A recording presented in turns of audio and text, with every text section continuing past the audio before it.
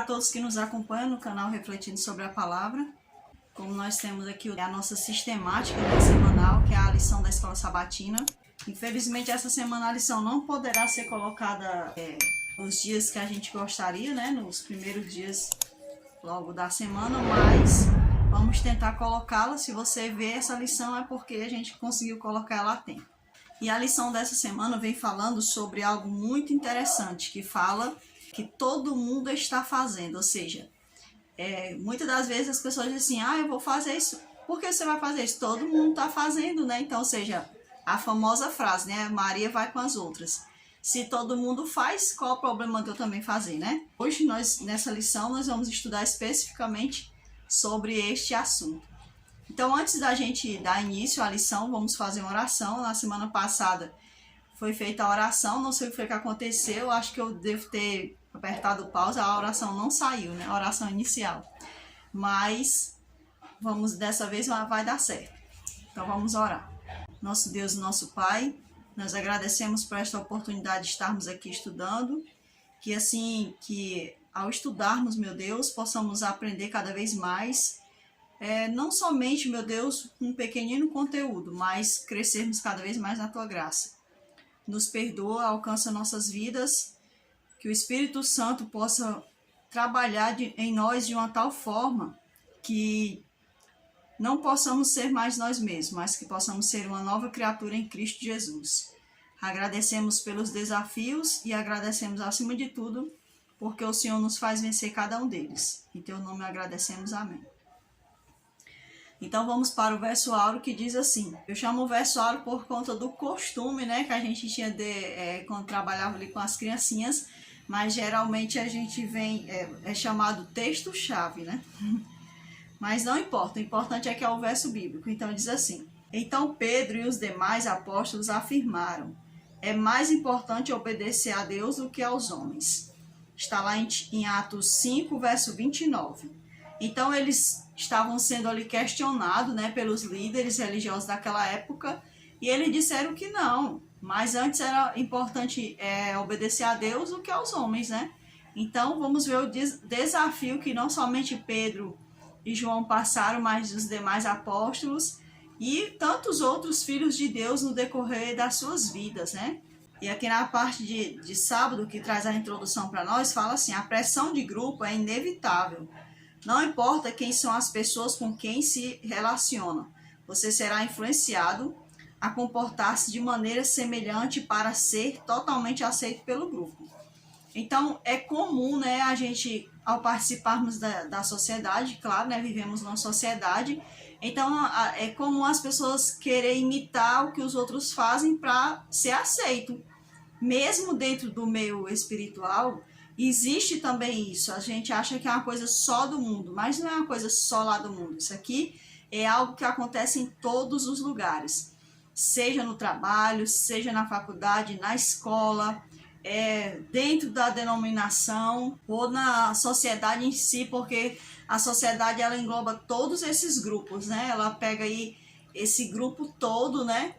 E aí a gente está sempre dentro de um grupo, né? Onde a gente faz sempre passar por esse desafio, obedecer a Deus ou obedecer aos homens. Bem, quando a gente conhece ao Senhor dia após dia, a gente quer sempre obedecer a Ele, né? Não vai querer obedecer aos homens, né? Então é um desafio, né, para a nossa fé e é um desafio da nossa amizade com o Senhor. Então diz assim, essa é a razão de Deus ter estabelecido uma igreja. Os primeiros cristãos, logo após o sacrifício de Cristo, e até mesmo os cristãos da Reforma, encontraram muito consolo no convívio da igreja. Os companheiros de fé se encorajavam e se fortaleciam durante os períodos de prova. Bem, aqui diz, né, que a igreja, quando ela foi fundada pelo Senhor, diz que ela serviu de um consolo, né, para o coração das pessoas que seguiam ao Senhor. Todos nós sabemos que antes do Senhor ter vindo em forma humana, né, ter andado aqui de forma humana, não existia um grupo assim, especificamente como a igreja, né, um grupo que se reunia, que estava junto para orar. Quer dizer, eu acredito que existia, né, mas Porque quando você vai olhar a história de Eliseu, a gente vai ver ali os profetas, né? Chamava a escola dos profetas. Então eu acredito que essas pessoas eram pessoas que queriam saber mais sobre Deus, que queriam orar, que queriam buscar dos mistérios do Senhor, do sobrenatural. Esse mistério que eu digo, não é que é mistério, aquelas magias ocultas, né? Mas eu digo quando a pessoa buscar mais conhecer do Senhor, então eles ficavam naquele grupo porque ali eles iam desenvolver cada vez mais essa sua convivência com o Senhor. Então, eu acredito que sempre houve igreja. Eu acredito assim que sempre houve esse grupo, né? Que se junta especificamente para conhecer mais do Senhor, né? Buscar mais do Senhor. E também a gente percebe que o povo de Israel ele era um povo bem grande, né? Uma nação grande, e que eram pouquíssimas pessoas que estavam juntas, né? Estavam juntos. Isso também era uma igreja, ou seja, pessoas que procuravam estar juntas para conhecer mais do Senhor. Então, você vê que às vezes os profetas eles eram pessoas mais afastadas, né? Nem sempre você encontrava um profeta junto da sociedade em si. Porque eu acredito que devido quanto mais ele buscava o Senhor, mais ele queria assim ficar afastado para ouvir mais a voz de Deus, né? Eu acredito que fosse isso também, e às vezes até mesmo que Deus pedia aquilo para eles, né? Porque Deus fazia muitos pedidos que às vezes aos nossos olhos é até estranho, esses pedidos que Deus fazia, como o pedido lá que Deus fez para Isaías, né?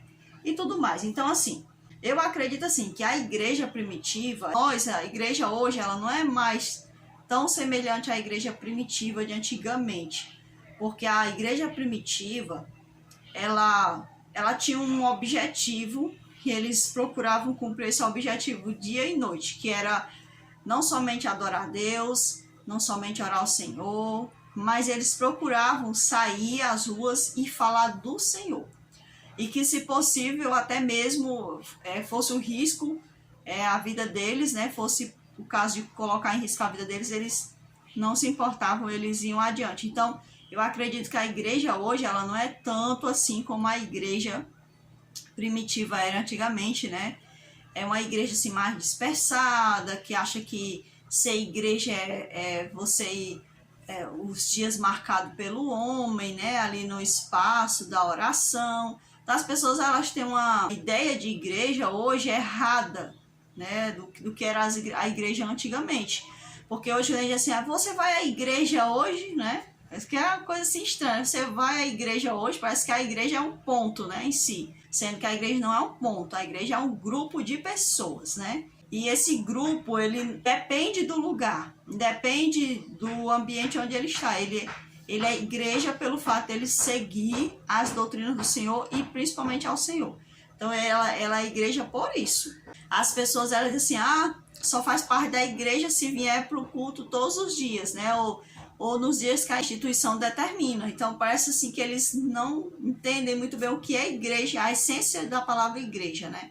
Que, na verdade, esse nome igreja não se trata do nome que a gente coloca na denominação, nem daquele grupo, nem daquela placa em si, né? Que se reúne quando se junta e diz, aqueles ali são adventistas, aqueles ali são assembleístas, aqueles ali são católicos, né?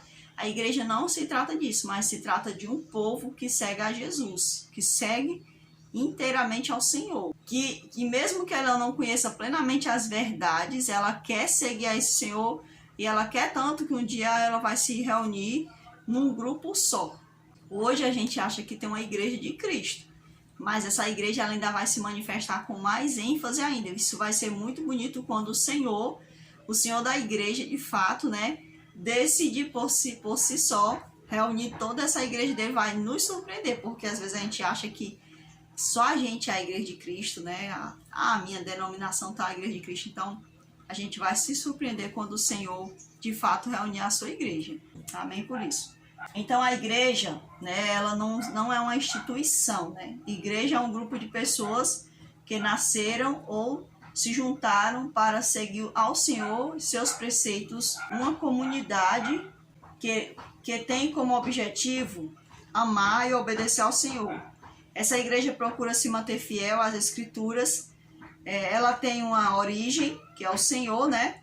Tem fiéis, que são apóstolos, não somente os apóstolos do Senhor, mas todos os que são chamados, porque a palavra apóstolo não é aquilo que as pessoas dizem por aí, em algumas denominações, né? Ah, eu sou apóstolo, não.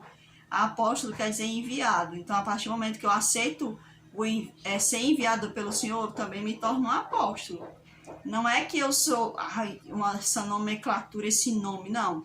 Apóstolo na nossa essência.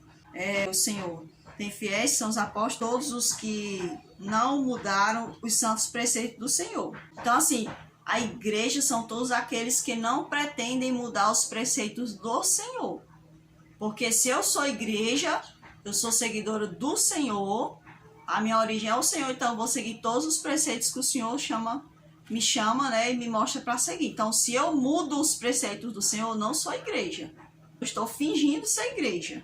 Então, assim, os valdenses, né, e outros mais, eles eram igreja por quê? Por conta disso, porque eles não procuraram mudar os preceitos do Senhor como fez a igreja corrompida, né, a igreja corrupta, que se uniu à nação romana para corromper os preceitos do Senhor, transformando em meras tradições humanas. A parte do domingo fala sobre as perguntas. Diz assim: essa história contém muita pressão social. Que história? A história de João e de Pedro, né? Tanto Pedro como o Sinédrio precisaram lidar com a opinião de pessoas. Qual foi a reação de cada um?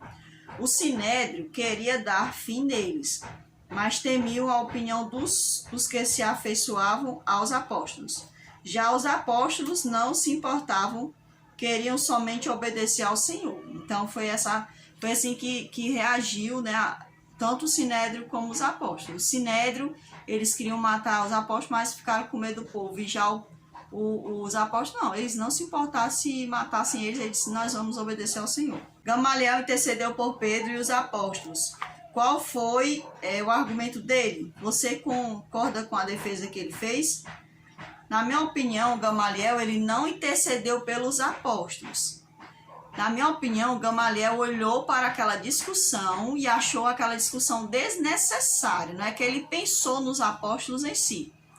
Por ele ser uma pessoa muito entendida, ele achou assim, que discussão desnecessária, a gente perder tempo julgando esses dois homens aí que ficam com esses levantes, né? Porque para eles, a pessoa de Jesus e os apóstolos que o seguiam eram um levantezinho social, né? É como muitos ainda acreditam que Jesus é um simples revolucionário. Então, Gamaliel, na minha opinião, ele não intercedeu pelos apóstolos. Na verdade, ele apenas olhou aquela situação e comparou ela a outras. Ele disse assim: olha, vocês lembram daquela situação tal, o que aconteceu com o líder, o que aconteceu com seus seguidores? Então, deixem aí. Se for de Deus, não vai morrer, mas se for de Deus, vai morrer se não for de Deus, vai morrer como as demais. Então, eu acredito que a pessoa dele em si não intercedeu pelos apóstolos, mas eu acredito que o Espírito Santo de Deus usou as palavras sábias de Gamaliel, porque ele era um homem sábio, né? Assim, nesse ponto de não querer discutir ou querer matar os outros, né? Então, eu acredito que o Espírito Santo usou essa prerrogativa de Gamaliel para salvaguardar os seus apóstolos. Na parte de segunda-feira, fala assim para nós. Em Atos 5:29, Pedro e os apóstolos declararam que não tinham outra escolha a não ser obedecer a Deus, não importavam as consequências. A razão para agirem tão corajosamente? Eles receberam a ordem de Jesus na grande comissão e o desafio de serem testemunhas dele. Mais tarde foi-lhe dada a ordem explícita do anjo. Cristo defendeu o princípio de que tanto Deus quanto os céus deveriam ser obedecidos. Aí mais adiante, esse comentário fala, né, que apesar de Jesus ter dito para os apóstolos que eles deveriam obedecer a Deus, tanto a Deus como aos homens, mas o Senhor também havia ensinado a eles, através do seu comportamento, que mais antes era necessário obedecer a Deus que aos homens. Então o Senhor, ele sempre deu exemplo em tudo, e os apóstolos seguiram esse exemplo até o último dia das suas vidas. Então a igreja de Roma nasceu no coração do Senhor. Qual a igreja? A igreja que os apóstolos fundaram. Nós não estamos falando aqui daquele paganismo de Roma, da sociedade romana, não. Nós estamos falando daquele grupo que os apóstolos saíram. Se eu não me engano, deve ter sido Paulo, né? Porque ele escreve a igreja de Roma. Então acredito que foi ele que foi lá, que evangelizou aquelas pessoas e que fundou ali aquele primeiro grupo, né? Fundou não, né? Que conseguiu ali levar a palavra do Senhor àquele grupo de romanos. Esse grupo foi crescendo, tornando-se uma igreja de Cristo, do Senhor, essa igreja. Porém, com o passar do tempo, né, quando as igrejas estavam bem amplas, bem fortificadas, né, servindo ao Senhor e tudo mais, nós sabemos que se introduziram ali no meio alguns homens corruptos que tinham interesses políticos, e esses homens queriam fama, queriam poder, então eles decidiram manipular a mente da igreja do Senhor, né, para que ela se unisse ao governo romano, a esse poder político romano, aquele poder que regia a sociedade em si. Então a igreja ela cede para esse poder, na época chamada Constantino, né, chamado Constantino. Então eles cedem ali a igreja, né, o grupo, né, aquele poder. Então aquele poder agora finge ser um servo do Senhor e introduz agora as suas tradições humanas, suas idolatrias dentro dessa igreja romana, dentro daquele grupo que havia se convertido ao Senhor, aquele grupo gentil, também judaico-messiânico, que havia se convertido ao Senhor. E agora essa igreja não era mais uma igreja totalmente convertida, agora ela estava sendo desconvertida. Porque agora ela estava se convertendo ao paganismo, ao invés de ela continuar se convertendo ao Senhor, ela se desconverteu do Senhor. Algumas pessoas, não foram todas, né? Mas uma grande parte, eles foram se desconvertendo e se convertendo ao paganismo romano, né? Cedendo assim a autoridade do Senhor à autoridade do imperador Constantino. Então, infelizmente, foi isso que aconteceu, né?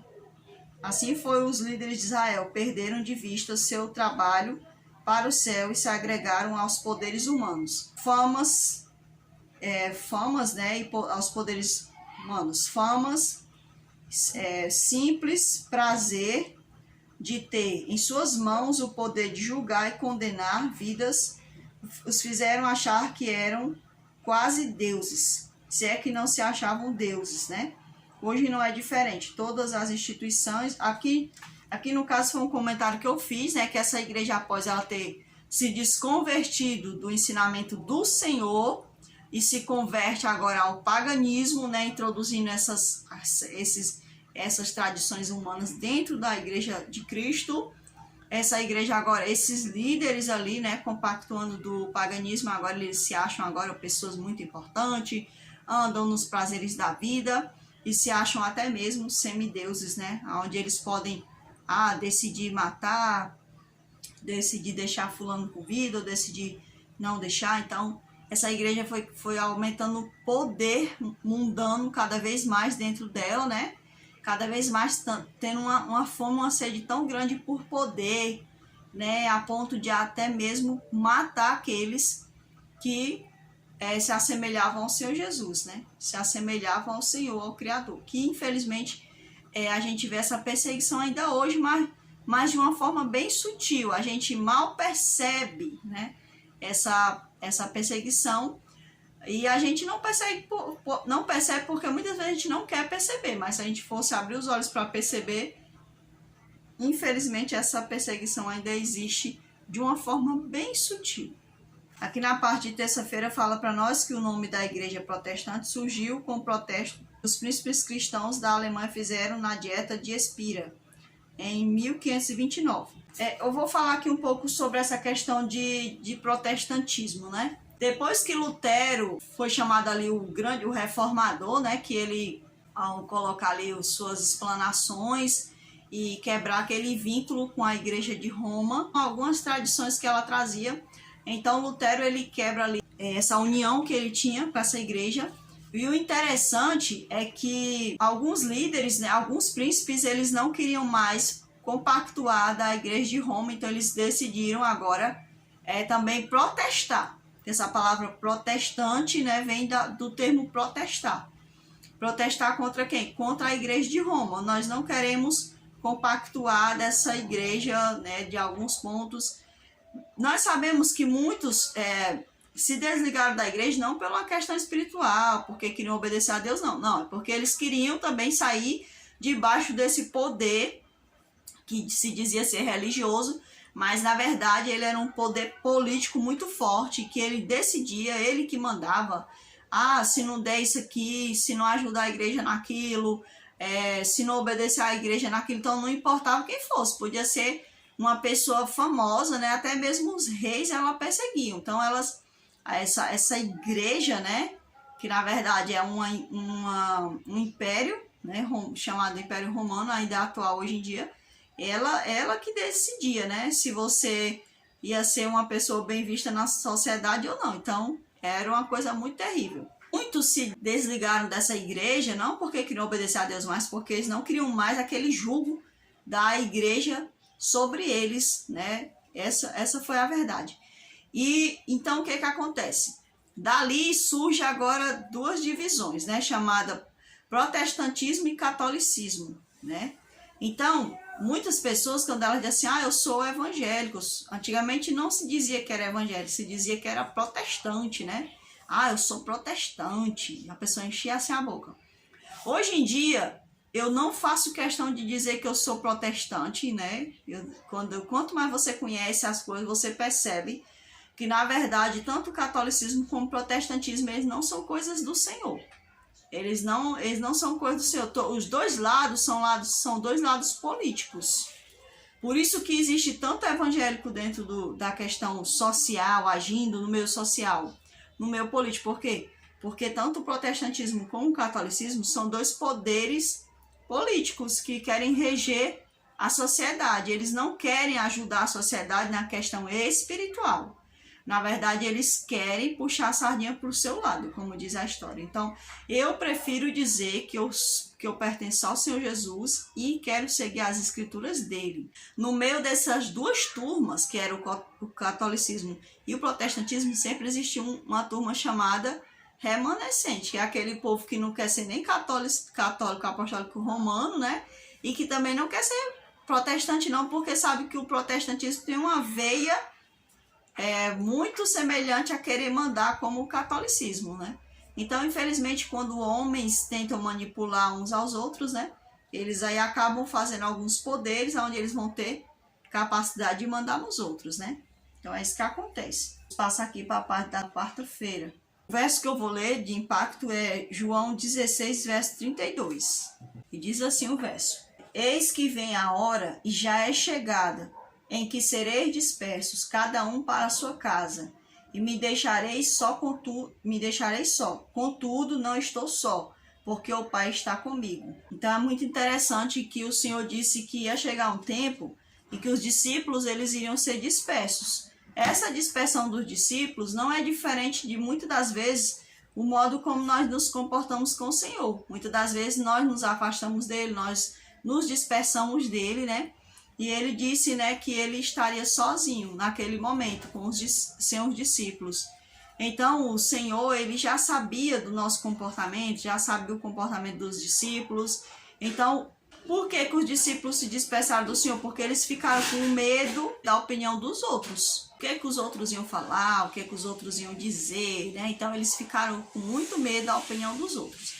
Então, o que acontece é isso. Muitas das vezes nós nos dispersamos de Jesus, do Senhor, do Evangelho. Por quê? Porque nós temos vergonha. Que foi que a gente leu numa dessas lições que Paulo falou para Timóteo. Timóteo, não tenha vergonha do Evangelho, nem tenha vergonha de mim por eu estar encarcerado por conta do Evangelho. Né? E o próprio Senhor disse que aquele que se envergonhar dele, ele se envergonhará dessa pessoa diante do Pai. Então, muitas das vezes as pessoas elas têm vergonha, né, de se...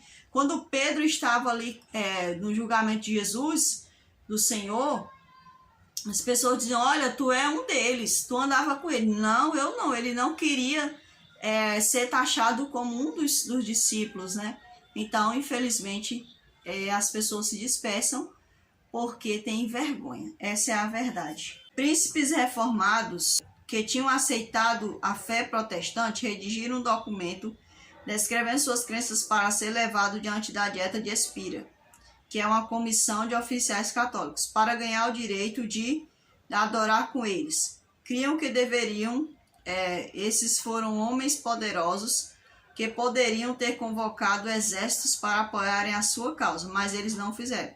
Eles se recusaram a usar a violência e se recusaram a se envolver em questões políticas.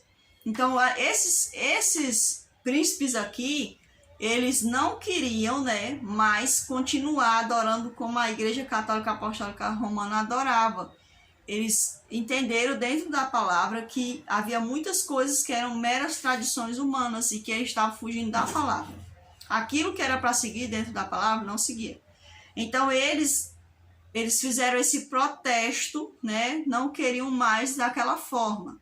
A gente percebe que esses homens aqui, especificamente eles poderiam ter usado a força social deles, a força política deles, porque eles eram príncipes, eles tinham cavaleiros, eles tinham capacidade bélica para isso, mas eles não quiseram fazer isso. Por quê? Porque o protesto deles era algo espiritual.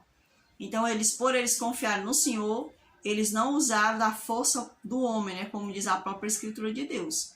Não é por força nem por violência, mas pela força do Senhor. Então, eles fizeram o protesto, mas no sentido espiritual. A parte de sexta-feira fala assim para nós: sempre pensamos na pressão do grupo como algo negativo. Os adolescentes geralmente gostam de usar frases "todo mundo está fazendo" para justificar determinadas atitudes. A pressão de grupo é vista como uma das principais razões que levam os jovens de hoje a começar a tomar bebidas alcoólicas, a fumar e a usar drogas. No entanto, raramente analisamos o lado positivo da pressão de grupo. Aqui ele está falando, né, que é comum, né, se manifestar essa frase nos adolescentes e nos jovens, de dizer assim: não, mas todo mundo está fazendo, né, por que eu não posso fazer também? Então, as pessoas, elas tendem a seguir a pressão do grupo para fazer isso. Mas aí ele vai usar aquela parte de assim, por exemplo, existe um grupo querendo fazer o que é certo, querendo levar a vida, querendo levar esses jovens a adorar a Deus, a andar com saúde. E muitas das vezes esse grupo, ele não é bem visto, né? Então a gente tem que aprender que a pressão uma pressão. Por exemplo, eu estou fazendo quando eu estou falando com alguém, eu estou fazendo uma pressão para que ele reflita, né? Então a palavra pressão em si não é errada, né? O errado é para que lado eu estou fazendo essa pressão. Se é para o lado ruim, para destruir uma vida, aí não é bom não, né? Mas se é para uma coisa boa, né? Aí tudo bem. Isso é um ato elogiável. O grupo com o qual eles se associaram teve um efeito positivo sobre a vida deles, no caso, né, os reformadores. Como isso pode ser aplicado à sua vida? Aí então dá um conselho, né? Se você se relacionar com pessoas, né, que são pessoas de boa índole, pessoas que querem te levar para um bom caminho, com certeza você vai colher frutos maravilhosos, né? Se você ceder a essa pressão. Bem, aqui, você que é adolescente, que está ouvindo essa lição, se você é jovem, se você é adulto, porque parece que tem uns adultos que têm uma mentalidade adolescente, né? Que preferem, né, andar assim de qualquer jeito, né? Porque todo mundo está fazendo, eu vou fazer, todo mundo está usando essa roupa, eu vou usar, todo mundo está bebendo isso, eu vou beber. Então a gente tem que tomar bastante cuidado com isso, porque quando chegar no juízo eterno, todo mundo não vai dar conta de mim, né? Quem vai dar conta dos meus atos serei eu, né? Quem vai dar conta dos seus atos será você. Então, a gente tem que tomar bastante cuidado quanto a isso, porque naquele dia as pessoas não vão poder dizer assim: ah, Senhor, não sabia disso porque o pastor da minha igreja não me falou, né? Sendo que o Espírito Santo está aqui para nos falar toda a verdade, como disse o Senhor. Então, fazer a nossa mente ser deixada aos pés do Senhor cada dia, né? Nossa mentalidade, para que o nosso pensamento seja amadurecido pelo Senhor. Isso é que deve ser feito a cada dia, que é uma coisa que infelizmente nós não procuramos fazer. Aqui diz assim, ó, Dennis Wolfberg, há uma vantagem em ter 102 anos, não há pressão de grupo. Aqui é um comediante, né? Eu fui ver quem era esse homem, diz que ele era um comediante, né? E ele disse assim, que a vantagem de uma pessoa ter 102 anos é que ela não vai sofrer mais pressão de grupo. Por quê? Porque praticamente já foi esquecido, né? não ter mais vantagem para o mundo, aquela pessoa. Então, o jovem, o adolescente, ele tem tanta vantagem que ele sofre muito bombardeio de pressão. A pressão da mídia, né? Eu me lembro que quando eu era criança, a gente assistia filminhos, né? Assim, ao entardecer, chegava da escola e tinha uns filminhos passando, aí depois aqueles filminhos foram tirados, né? Filmes de comédia, de desenho, essas coisas assim, e foram tirados para passar uns... Eu não sei nem como é o nome daquilo, para mim aquilo era uma novela, né? Que se chama Malhação, né? Aquilo dali foi uma grande pressão sobre o grupo, né? Então a gente percebe que os jovens, eles passaram a sofrer uma grande pressão. Eu não via muitas pessoas andando tão despidas, né? Andando assim de forma assim, namorando com um, namorando com outro, como a gente passou a ver depois que passou. Assim, a gente percebe as coisas, né? Digamos que a promiscuidade, ela cresceu cada vez mais através desses bombardeios, né? De séries, né? De novelas. Então, essas promiscuidades, elas foram escancaradas. Tipo assim, olha, isso aqui tudo é legal, você pode fazer, né? Vem fazer isso aqui do jeito que nós estamos fazendo. Então, só que depois, quando a pessoa tivesse pegado um filho de qualquer forma, sem planejamento, quem ia ter que se responsabilizar era só aquela pessoa, não era aquela pressão que foi feita, aquelas pessoas que fizeram a pressão sobre a sociedade. Eles não estão nem aí, né?